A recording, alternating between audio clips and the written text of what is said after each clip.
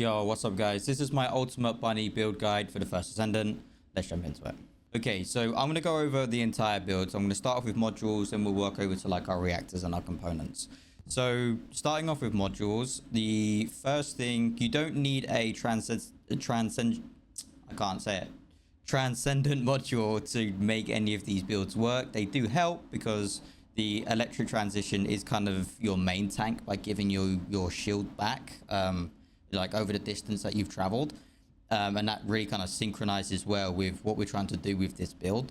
But you don't necessarily need it, but it does help, especially if you're going to take bunny into boss fights. A lot of these are just basic modules. I don't go too ham trying to upgrade the rare modules because most of the stuff we can achieve with just normal. So what you want to do kind of off the bat is kind of start upgrading her cooldown and her damage. If you can get shock punch and upgrade that first, that will give you more module capacity to put into bunny. So I would suggest trying to upgrade that as much as you can, or keep it kind of synchronized with all your other levels when you are kind of maxing your cards out.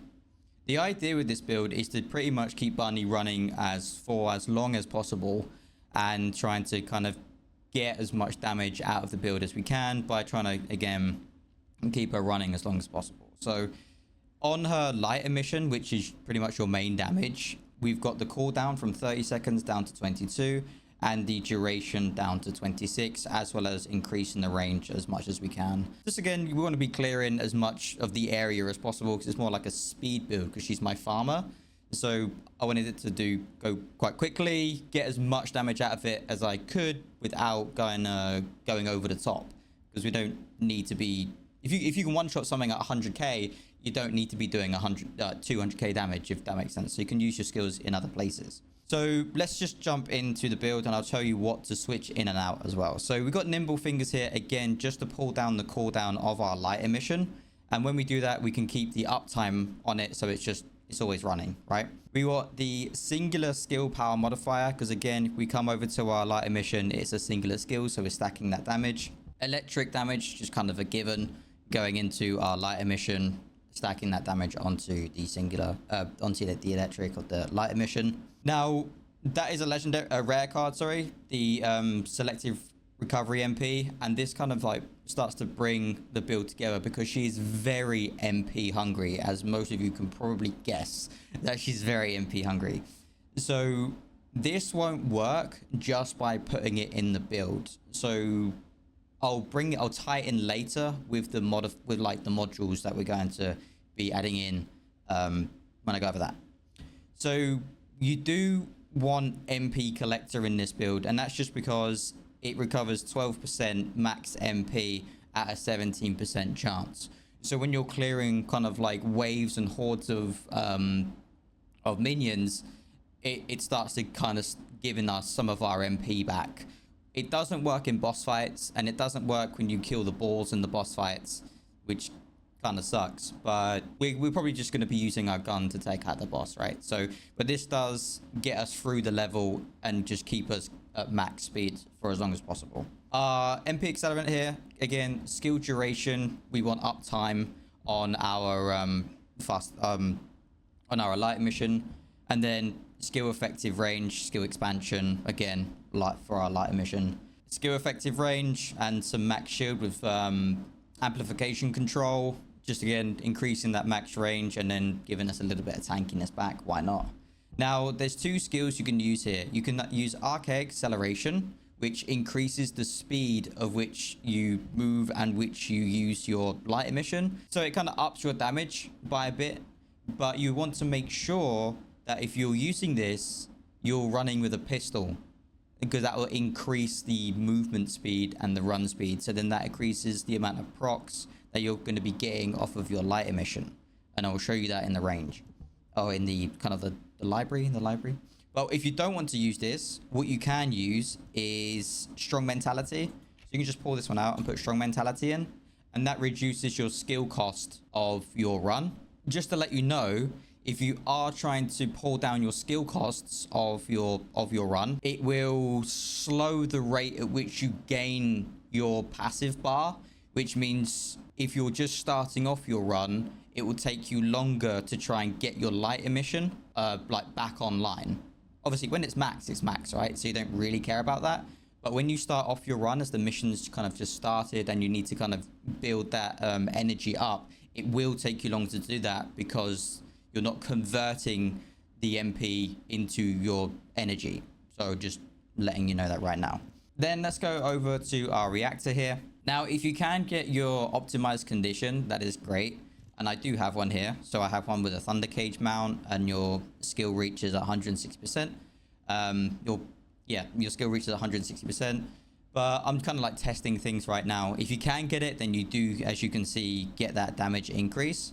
But I wanted to personally see if I could get some more damage off of the passive skills that are at the bottom there that are the ultimate skills. So you got singular skill power boost ratio at 0.081 and then skill duration uptime. So I was kind of like testing those things out. But you want to make sure that your skill power can be activated here. On top of your skill power boost ratio, you do want to make sure that these are activated as well, because again, this is going to go into the damage of your light emission. And then if you can get some added bonuses on top of that, other like skill cooldown, I wouldn't necessarily go into crit because you'd have to spec into that, because you won't necessarily proc if the skill crit amount is low, right? So you're not going to get the most out of it. So I'd use like either singular skill power ratio or like electric power ratio, skill duration uptime, or cooldown reduction, again, because those things feed into per build. Now, these are legendary, but they don't need to, well, ultimate, I'd call them legendary, I play a lot of Diablo, but these are ultimate. You don't need them to be ultimate. They can be obviously whatever, especially if you are building her like from scratch and you are like lower level if you've just got bunny. They don't need to be at this level, but here I'm kind of giving you an idea of what you should be looking for to synchronize her a lot like better with the cards that we've kind of given her. So she's quite weak, you know, she does get one shot. I don't think shields work correctly right now, but that just is what it is. So you can either max HP or max shield. It's completely up to you. So with your auxiliary power, I went for defense max HP, but you can go for defense and shield. I would suggest getting defense first because it seems to be the better stat to get right now. Here is really important. So you can go max shield, which is great. That could be max HP, that could be defense or whatever. But your MP recovery in combat is the most important thing you want here. Because if we go back to our card, that will synchronize with our selective recovery MP. And these will come together to increase that 0.2 percentage by 60%. So you just want to make sure that they synchronize together. So that means you're going to, if you don't have any abilities active, your MP will start coming back really quickly, which again gives us more uptime on that skill, because when it comes down, we can just like keep it up as much as we can. Then again, we want another MP recovery modifier. If you can get this in legendary, fantastic. And for the actual kind of the actual ability itself, whether it's defense, max shield, HP, that's kind of completely up to you. What you're looking for here is specifically the MP recovery modifier, because again, that goes into recovering that MP back into the build. And that's really what we're going to need when we're going to keep that run going as much as we can. And then down here, I haven't managed to find anything that helps me with MP or shield here. So I just went to get defense, max shield, or you can get like HP, shield, defense, HP. Just as long as it's got some defense in there or some shield, or defense, some HP, that's kind of what you're looking for in your processor right there. So let's jump into, oh, I'm really far away. Wait, we'll do a skip. Okay, so I just wanted to show you some of the damage numbers in like a kind of easy environment here.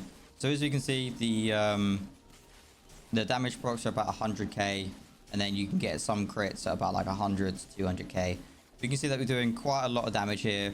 Again, we are max level, but this is going to show you what we can do with the build. Now, as I said a minute ago, when it came to the modules, I'm running RK acceleration to improve my speed by like 19%, but you will improve that.